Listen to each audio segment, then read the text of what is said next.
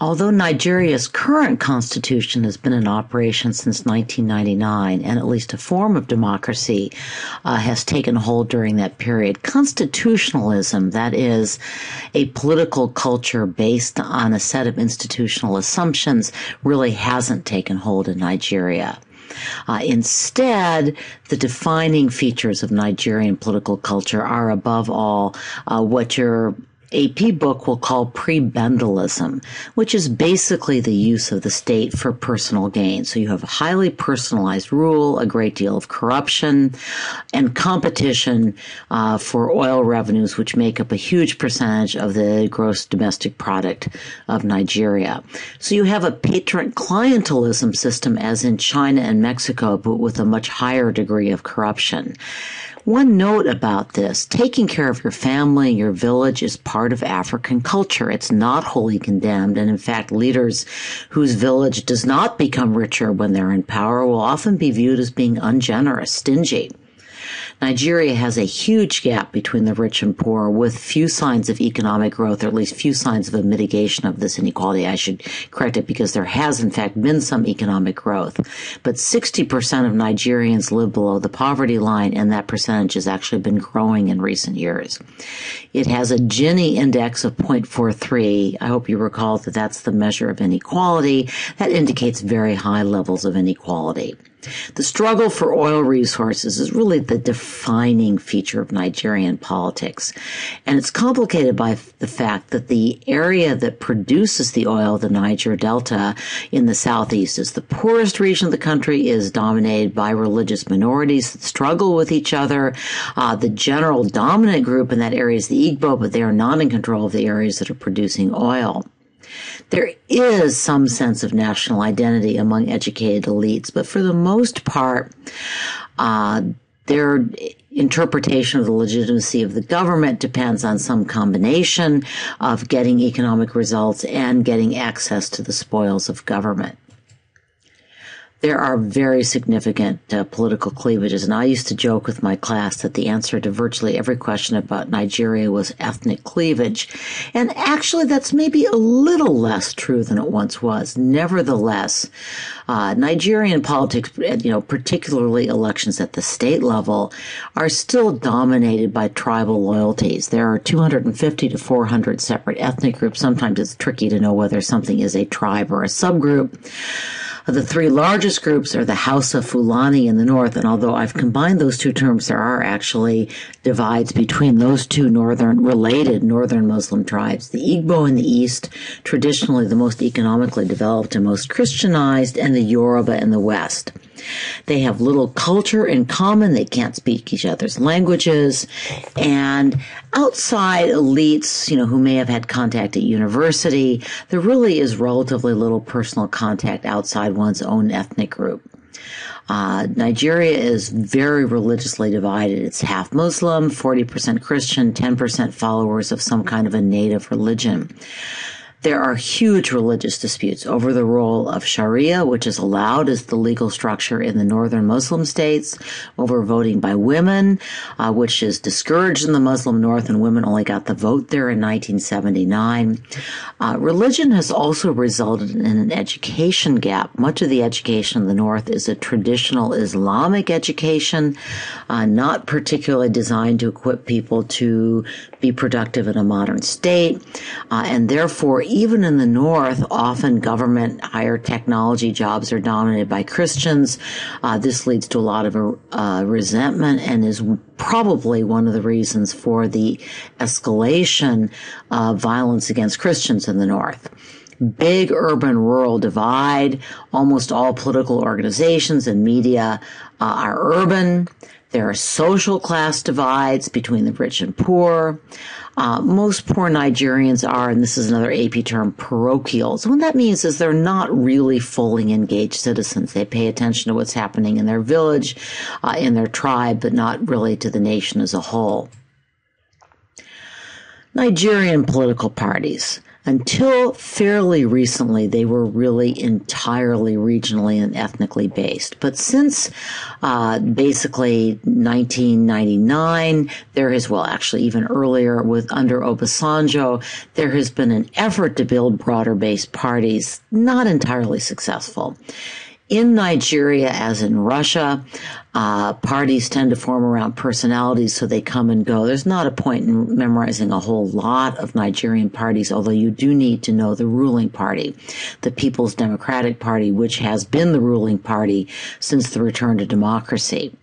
Nigeria has fairly elaborate requirements that are designed to prevent a splintering into lots and lots of tiny ethnic parties. So in order to run candidates for the legislative and presidential elections in 1999, we're talking about the return to democracy, a party had to earn at least 5% of the vote in 2/3 of the state in the December 1998 local elections.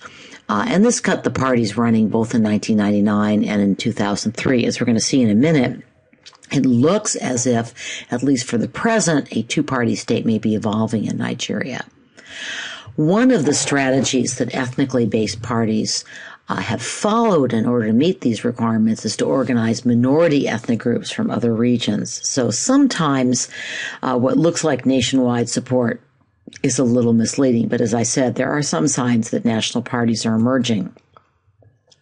The People's Democratic Party was a northern party, ran candidates as early as 1998. Its base of support is northern Muslims, but it ran a Yoruba candidate, Obasanjo. You may recall from the introductory lecture that he was the military officer who brought in civilian rule, was something of a hero. He won in 2003, 62% of the vote. So he won in 1999 and then again in 2003. In 2007, the PDP candidate was from the north. There's kind of a gentleman's agreement, or there was, that the presidency would be traded back and forth between the North and the South. So Yar Adua was the governor of a northern state. He won the presidential election, but he became ill. And so 3 years later, he was succeeded by his southern vice president, Goodluck Jonathan. And Goodluck Jonathan ran and was elected in his own right in 2011. That broke this unwritten rule, sometimes referred to as a gentleman's agreement, that northern and southern candidates would trade off. It's going to be interesting to see what happens in 2015, whether there's a return to this, particularly if Goodluck Jonathan runs again. That's still somewhat uncertain. So, there had been 3 parties running in the last several elections, but the opposition parties to the PDP look like they are forming a coalition. Whether it lasts remains to be seen. This is essentially a vehicle for a northern general, former military ruler, a Muslim for the north, but he has made an alliance with the traditional Yoruba party. And in early 2013, 4 opposition parties, including the Congress for Progressive Change, announced a merger and became the All Progressive Congress. So going into the upcoming elections, it looks like it will be a contest between the PDP and a more unified opposition. So this could really change the dynamics of Nigerian elections. This is interesting. This is in December 2013. The divisions, red for PDP, green for the Progressive Coalition. This is not as ethnically and obviously north-south divided as we've seen parties in the past. So I thought it was a very interesting map. Just as the parties have rules for being able to run candidates, there are rules in the Constitution that are an attempt to avoid a purely ethnic regional candidacy. So a presidential candidate has to receive, if he does not receive an outright majority, there's a runoff election. Hasn't happened yet, but it was quite a likely scenario given that many of the elections were fought between candidates from 3 parties. This is the really big one. Presidents must receive at least 25% of the votes cast in 2/3 of the states. As I mentioned, in practice, candidates have tended to achieve this by recruiting minorities within a majority ethnic state. Main result has been, again, that, I'm sorry, I just said that, courting minority ethnicities. Interestingly so, for example, in 2011, Goodluck Jonathan, even though he was the candidate of a party that had been traditionally the Northern Party, won none of the 12 Northern states. He met the 25% vote rule, but there are Christians and other groups in those Northern states. Buhari, his main opposition, got less than 25% in the Southern states. So we're still seeing a lot of ethnic cleavage in Nigerian elections. The legislature, the Senate, somewhat complicated. Senate has 109 senators, 3 from each of the 36 states, 1 from the Federal Capital Territory, Abuja, which is one of these kind of fake capitals put together in the middle of the country. The senators are elected by direct popular vote. The top 3 vote getters win. Representatives, 539, are elected from single-member districts by plurality vote. The result in both cases has largely been ethnic or regional representation. The elections in Nigeria have been fraught with violence and accusations of corruption. In particular, the 2003 election was widely viewed as highly compromised. There is an independent National Electoral Commission. It tried to clean up the process in 2003. It declared almost 6 million names fraudulent. But international observers who looked at Nigerian elections pretty much concluded that both the 1993 and 2003 elections were highly corrupt at all levels. Voting boxes were vandalized, stolen, stuffed, etc. 2007 was worse still. 2011, on the other hand, by most accounts, showed some significant cleaning up of the election process, even though the election had to be delayed by a week. So some key elections, I'm not going to read these out loud. Just note that you have initially of the Westminster-style parliament. I hope you remember that from your introductory lecture. Then there's military rule, another republic, more military rule, a reasonably honest election where the result is annulled. And then in 1999, you usher in what is going to turn out to be a fairly extended, if you count, 25 years, that's pretty good for Nigeria, extended period of relatively free, though pretty corrupt elections. Obasanjo, again admired because he returned the country to civilian rule, even though he was a general, was elected and then reelected. In the 2007 election, Obasanjo wanted to run again. The Nigerian Senate blocked a constitutional amendment that would have made that possible. And there is a 3-party race. Notice that these names really never seem to go away. Buhari will likely be the main opposition to Goodluck Jonathan in 2015. The People's Democratic Party candidate was a northern governor, and he is in fact elected. But it was a very violent and corrupt campaign. Particularly, there was a great deal of religious sectarian violence, lots of accusations of fraud, voter turnout. Estimated at 57.5%, maybe too high, but everyone claims it was rigged, probably was. Yar'Adua is declared the winner with 70% of the vote. That's almost certainly too high, although he probably did have a majority. You see the other 2 candidates came in with much less than that. And you can see a quote from the chief EU observer and the U.S. State Department. This was not an election to be proud of. 2011, the buildup was complicated by Yar'Adua's death. In May 2010, the vice president, Goodluck Jonathan, became the president. He was the first president from the Delta, Christian from the South, from a minority tribe. He announced his candidacy on Facebook. But since it was viewed as the Northerners' turn at the presidency, there was a lot of speculation about whether the PDP would in fact back Jonathan's candidacy. They did, somewhat reluctantly, and note again that even though it had been a Northern party, that Jonathan failed to win any of the Northern states in the election. One thing that is more promising in the build up to the 2011 election is that there were some fairly significant efforts to reform the electoral system, including using biometric voter registration. As you might expect, it worked very spottily, but again, observers seem to think it was a fairer election. There was violence. It had to be postponed a week. There was fraud. Opposition candidate claimed his supporters were often kept from voting, but again, it was almost certainly an improvement. Goodluck Jonathan winning with 59% of the vote, so no runoff was required.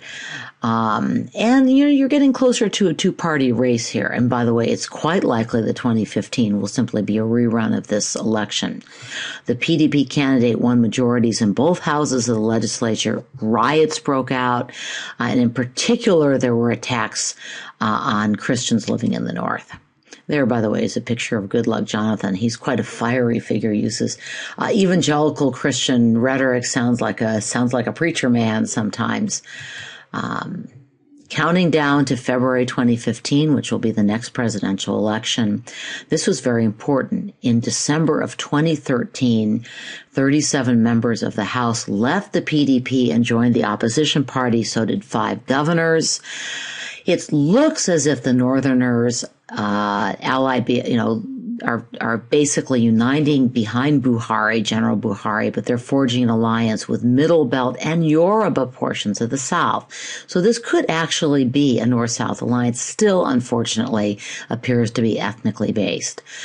In December 2013, Obasanjo, who had been Goodluck Jonathan's promoter, his political godfather, published an 18-page letter denouncing his performance and telling him he shouldn't run in 2015.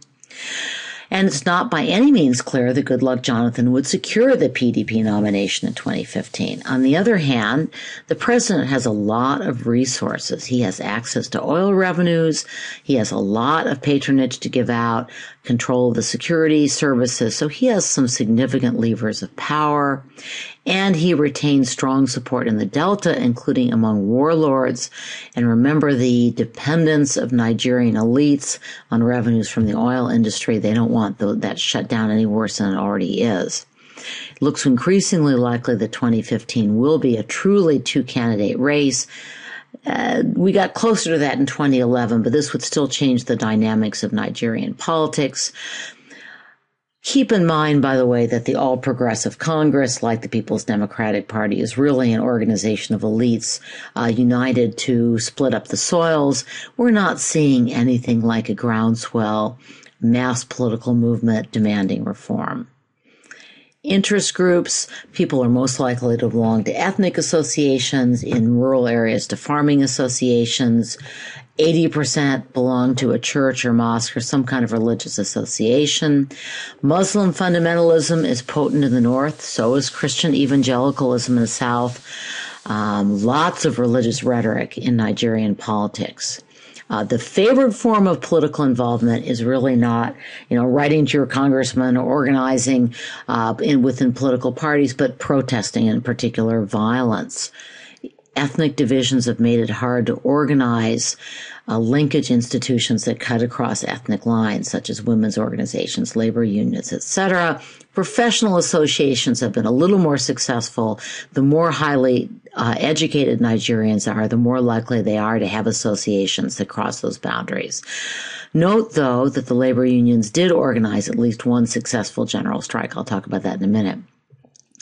The military actually attempted to follow a PRI-style strategy and create corporate labor movement under government control. And to the credit of the labor movement, they really resisted this and remained largely independent. And again, in 2007, the Nigeria Labor Congress did organize a strike to protest the hike in fuel prices. Nigeria has a lively, independent press. If you go online, you'll see lots of Nigerian newspapers, and they do not hold back. TV is the most common news source. Each of the 36 states runs its own state radio network. The 2000 election, the allegations of fraud were very vigorously covered in the press. And just a little note, Nigeria has Africa's most dynamic movie industry, sometimes referred to as Nollywood. like Bollywood in India, and it's a major export industry of Nigeria. Okay, economic prospects. Actually, and I mentioned failure to grow. Actually, I was really talking about the failure to change the poverty dynamics in Nigeria. But in terms of actual economic growth, it's been pretty impressive, around 7% a year. Part of the problem is the population is growing fairly rapidly as well, which undercuts some of that. Unemployment is very high, and youth unemployment is extremely high. A big problem is unemployed and underemployed school leavers. These are people who've received some kind of a young people who've gotten some kind of a secondary education. Usually they're not very well educated, not really equipped for any very technical service in the modern economy, but they feel as if their education entitles them to a job that's better than just going back and working the farm. And this group is very discontented, easy for protest movements, violent gangs, etc., to recruit from them. Inflation was down in 2013, was very significantly improved. The problem is that most of the improvement is attributed to an activist bank governor who was just very recently fired, just within the last couple of weeks, in fact, was fired by Goodluck Jonathan. The poverty rate actually rose during the recession and is stubbornly remaining high. And again, population growth makes it a little trickier. Oops, I think I just went in the wrong direction. Okay, everything in Nigerian politics is about ethnic cleavages or about gas and oil. So much of politics is about a competition for the government's oil revenues.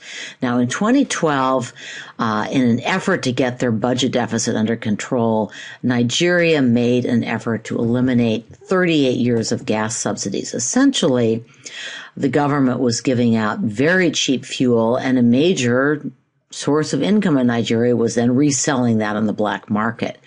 The subsidy cost $7.6 billion a year. Nigeria couldn't really afford it. But when the subsidies were called off, there was a general strike. It was very disruptive. It was called off after 6 days. There was a compromise. The price was lowered, not to the levels of the earlier subsidy, but essentially the subsidy policy continued.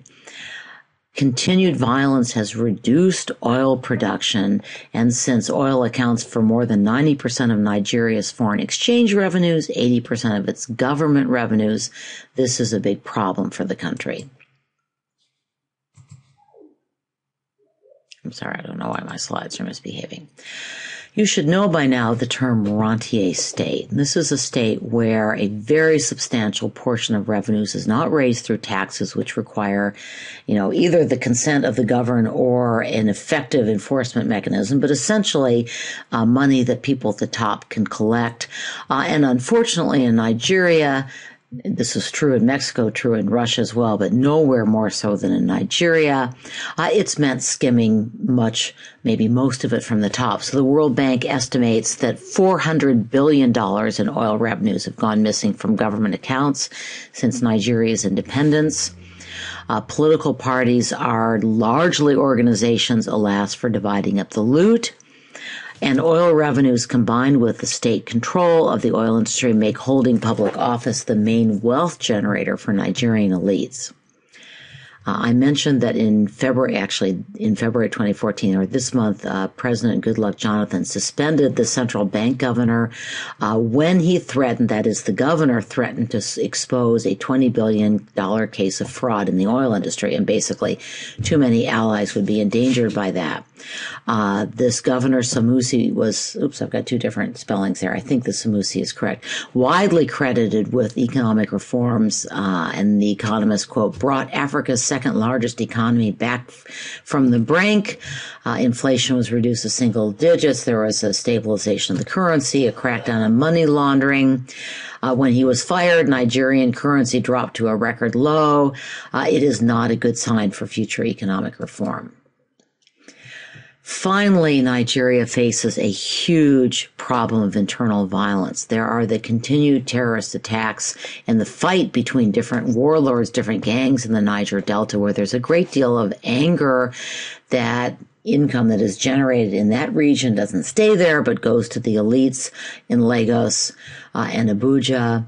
But the more recent and even more troubling attacks have come from a group called Boko Haram. And exactly what this group is, there's actually, oops, I'm missing an M there. It's a mysterious Muslim terrorist group, but it's been associated with a huge number of deaths in Nigeria since 2009.